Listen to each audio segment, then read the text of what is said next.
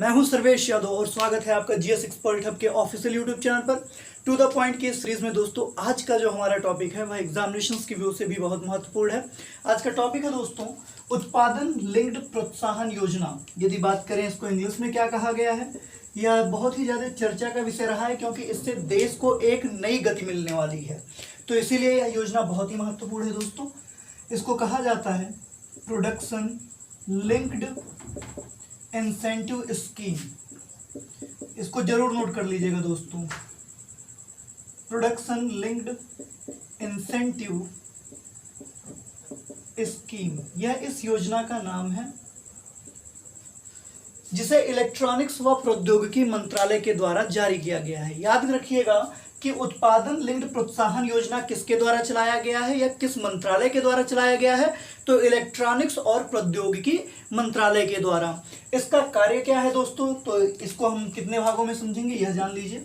सबसे पहले हम यह देखेंगे कि जो उत्पादन लिंक्ड प्रोत्साहन योजना है यह है क्या, यानी कि इसका परिचय देखेंगे कि इसके अंतर्गत किन किन बातों को रखा गया है।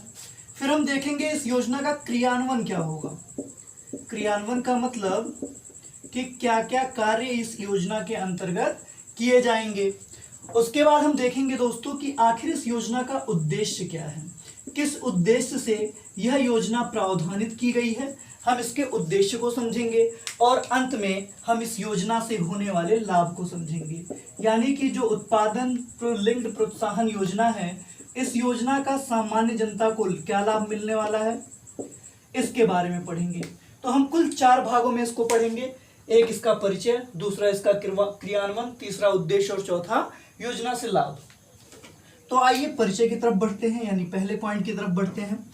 तो दोस्तों देश में आत्मनिर्भर भारत अभियान का पहल प्रारंभ कर दिया गया है, यानी कि लोगों को आत्मनिर्भर बनाने के प्रयास को बढ़ावा दे दिया गया है। अब जल्द ही देश आत्मनिर्भर होने के लिए तत्पर होगा।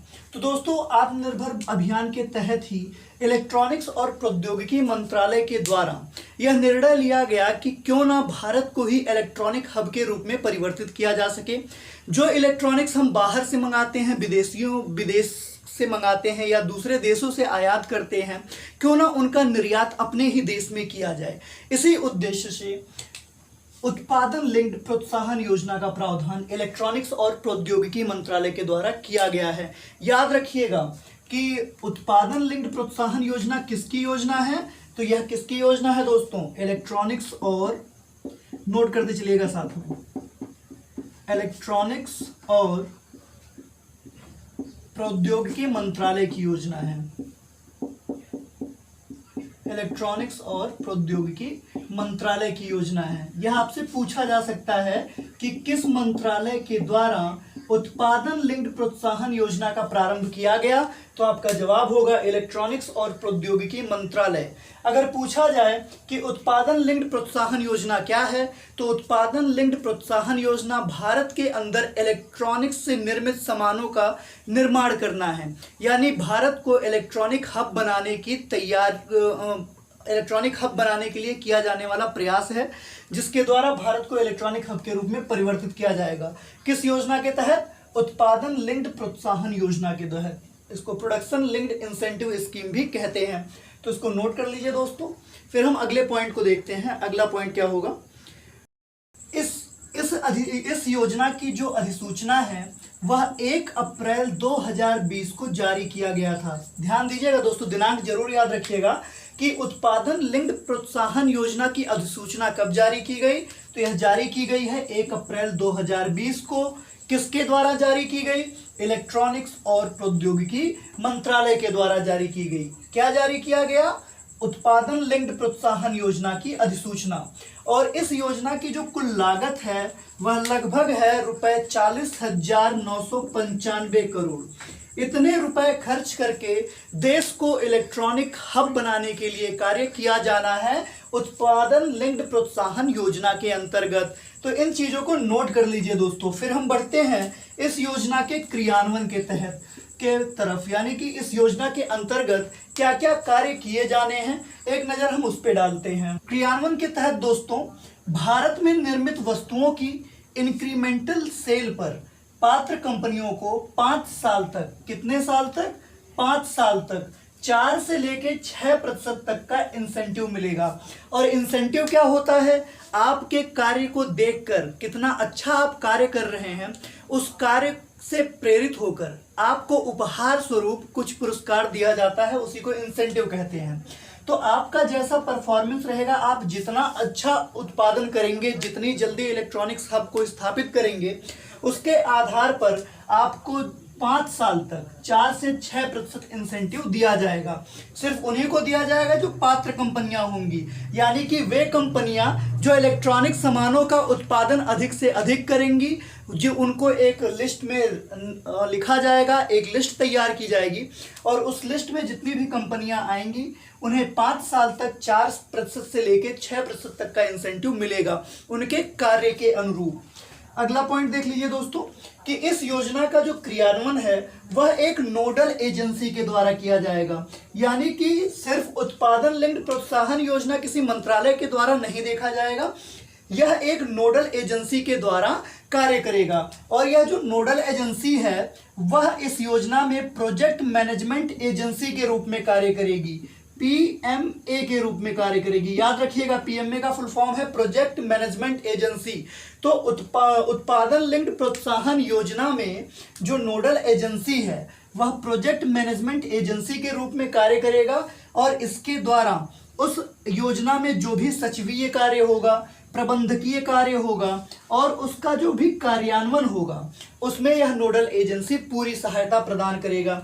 चाहे वह वित्त के मामले को लेकर हो गया या फिर स्थान को लेकर हो गया, तो ऐसे सभी मामलों का जो सहायता प्राप्त करने का कार्य है वह नोडल एजेंसी को दिया गया है, जो कि इसमें प्रोजेक्ट मैनेजमेंट एजेंसी के रूप में कार्य करेगी। तो दोस्तों यह हो गया इस योजना के क्रियान्वयन का विषय। अब एक बार देख लीजिए इसके परिचय को कि इलेक्ट्रॉनिक्स और प्रौद्योगिकी मंत्रालय के द्वारा उत्पादन लिंक्ड प्रोत्साहन योजना यानी कि प्रोडक्शन लिंक्ड इंसेंटिव स्कीम लाया गया है। इसकी अधिसूचना 1 अप्रैल 2020 को दी गई थी, और इस योजना की जो कुल लागत है वह कितना है, 40,995 करोड़ रुपए। और इसके तहत भारत में निर्मित वस्तुओं की इंक्रीमेंटल सेल पर जो पात्र कंपनियां हैं उनको 5 साल तक 4% से 6% तक का इंसेंटिव दिया जाएगा। इस योजना का क्रियान्वयन एक नोडल एजेंसी के द्वारा किया जाएगा, जो इसमें प्रोजेक्ट मैनेजमेंट एजेंसी के रूप में कार्य करेगी, तथा सचिव स्तर के कार्य, प्रबंधन के कार्य और अन्य कार्यों का कार्यान्वयन इसी नोडल एजेंसी के द्वारा किया जाएगा।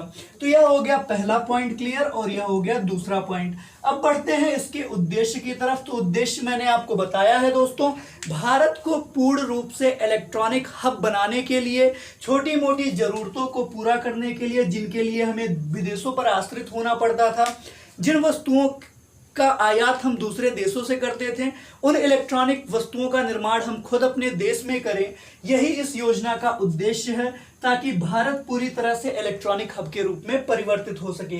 तो यही इसका उद्देश्य है। सिर्फ इलेक्ट्रॉनिक्स सामानों में छोटे छोटे कलपुर्जे ही नहीं, बल्कि मोबाइल के उत्पादन में भी महत्वपूर्ण भूमिका निभाएगा आपका उत्पादन लिंक्ड प्रोत्साहन योजना। तो इस योजना का उद्देश्य भारत को पूरी तरह से इलेक्ट्रॉनिक हब के रूप में परिवर्तित करने का है, और जैसे ही भारत इलेक्ट्रॉनिक हब के रूप में तैयार होगा, वैसे ही पूरे विश्व में इसका एक अलग महत्व देखने को मिलेगा। तो इसके उद्देश्य को याद रखिएगा कि उत्पादन लिंक्ड प्रोत्साहन योजना का उद्देश्य क्या है। इस योजना का उद्देश्य इतना है कि भारत को पूरी तरह से इलेक्ट्रॉनिक हब के रूप में परिवर्तित किया जा सके, और इसी के लिए उत्पादन लिंक्ड प्रोत्साहन योजना लाई गई है दोस्तों। अब बढ़ते हैं इसके अगले पॉइंट की तरफ कि इस योजना से कौन कौन से लाभ होने वाले हैं।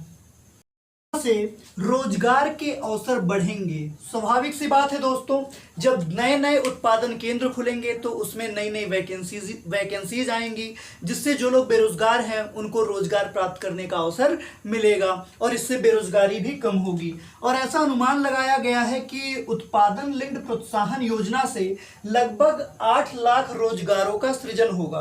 तो यह जो 8 लाख रोजगारों का सृजन है दोस्तों, यह प्रत्यक्ष सृजन है, यानी कि यह आपको दिखाई देगा, प्रत्यक्ष रोजगार सृजन इसको कहते हैं। तो प्रत्यक्ष रोजगार जो है वो कितना है, 8 लाख लगभग। और आप सभी जानते हैं कि यदि प्रत्यक्ष रोजगार और अप्रत्यक्ष बेरोजगारी की बात की जाए तो प्रत्यक्ष बेरोजगारी अप्रत्यक्ष बेरोजगारी की 1/3 होती है, यानी कि अप्रत्यक्ष बेरोजगारी प्रत्यक्ष बेरोजगारी का 3 गुना होता है। इस बात को याद रखिएगा दोस्तों, कितने गुना होता है? 3 गुना होता है। अप्रत्यक्ष बेरोजगारी प्रत्यक्ष बेरोजगारी का 3 गुना होता है। इसका कहने का मतलब यह है कि जितने आंकड़े हमें बताए जाते हैं कि मान लीजिए किसी देश में 8 बेरोजगार हैं जो प्रत्यक्ष रूप से दिखाए गए हैं, लेकिन वास्तविकता क्या होती है कि इनकी जो वास्तविक संख्या होती है वह 3 गुणे 8 होती है, यानी कि अप्रत्यक्ष बेरोजगारों की संख्या उस देश में 24 हो जाती है। तो यह होता है दोस्तों प्रत्यक्ष बेरोजगारी और अप्रत्यक्ष बेरोजगारी का अंतर। तो इस योजना का अनुमान यही है कि इससे 8 लाख रोजगारों का सृजन होगा और इससे बेरोजगारी की समस्या भी दूर करने में सहायता मिलेगी। तो उत्पादन लिंक्ड प्रोत्साहन योजना को जरूर पढ़िएगा, क्योंकि यह बहुत बड़ा कदम उठाया गया है इलेक्ट्रॉनिक्स और प्रौद्योगिकी मंत्रालय के द्वारा, और इसीलिए भारत को एक गति मिलेगी इलेक्ट्रॉनिक्स हब में बदलने के लिए या इलेक्ट्रॉनिक हब के रूप में परिवर्तित होने के लिए। तो दोस्तों, अगर वीडियो अच्छी लगी हो तो लाइक करिए, शेयर करिए, और यदि आपने अभी तक हमारा चैनल नहीं सब्सक्राइब किया है तो सब्सक्राइब करिए और बेल आइकन जरूर दबाइएगा। बहुत बहुत धन्यवाद।